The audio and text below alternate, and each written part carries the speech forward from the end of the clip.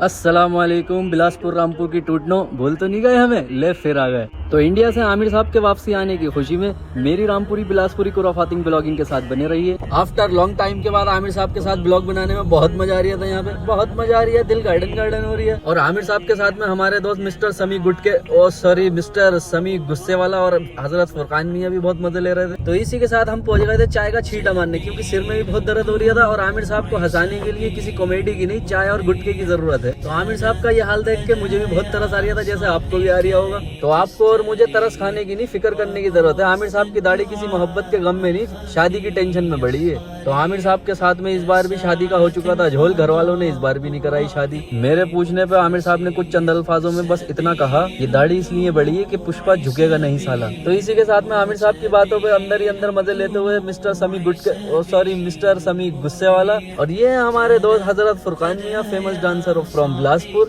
कितने मजे ले रहा है। तो एक नजर आपके भाई रैयान नोल्टी की तरफ। शादी वाली बात पे फुरकान मियां के साथ में मैंने खूब खिंचाई करी आमिर साहब की। कितना खूबसूरत लग रही हूँ मैं, नजर मत लगा दियो लुंडो, माशाल्लाह तबारकल्लाह। तो चाय का छींटा पड़ने के बाद में हम चल दिए थे तफरी करने के लिए। तफरी करने को कुछ नहीं मिला तो हम हदीके में ही पहुंच गए, यानी पार्क में। तो ये है आपका अपना भाई रैयान नोल्टी ब्लॉगर। ब्लॉगिंग के नाम से तो लुंडे ऐसे टीटू बन के आते हैं जैसे वलीमे में लप्पा खींचने जा रहे हैं। अरे भैया पार्क में घूमने आया और रंगोली मंडप पे लप्पा खींचने के लिए आया हो। साथ वालों की टीलो खींचने का तो मजा ही कुछ और है। तो ये है वो रियाद का VIP सुवेदी पार्क, जहाँ चलते हैं इंटरनेशनल लाइव प्रोग्राम।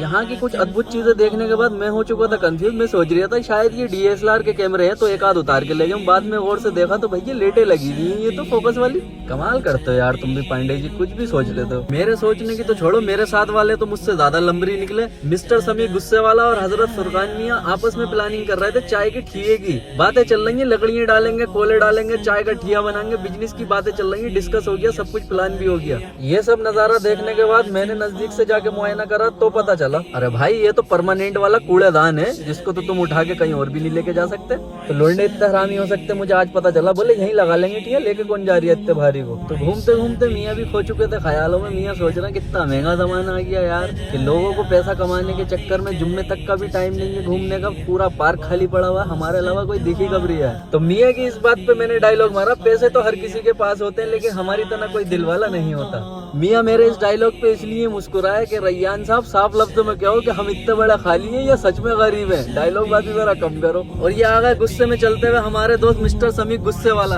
हर वक्त गुस्से में रहते, मैंने इनका नाम ही रख दिया मिस्टर समी गुस्से वाला। अब नाम सुन के और गुस्सा आएगा। चाय गुटके का छींटा लगने के बाद में हमारे पुष्पा के अंदर देखो कैसी एनर्जी आ गई, केचम केच खेलना है। आमिर साहब का नया लुक और नया नाम पुष्पा रखने के बाद में आमिर साहब को भी बहुत मजा आ रहे थे। फुल एक्टिंग करके दिखा रहा है पुष्पा की। पुष्पा झुकेगा नहीं साला। पुष्पा माल पकड़ गया कि तुम्हारा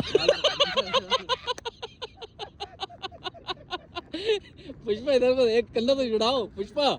पुष्पा एक कंधा यूं करके। तो इसी के साथ पार्क में बहुत सारी मस्ती और मुजोरी करने के बाद में हम चल दिए थे वापसी। तो भैया रामपुर और बिलासपुर कुराफाती ब्लॉगिंग के साथ अगर आपको मेरी वीडियो पसंद आई हो तो लाइक कमेंट शेयर करें, और नुकसान नहीं है तो भैया यूट्यूब पे सब्सक्राइब भी कर लेना। मिलते हैं अगले ब्लॉग में।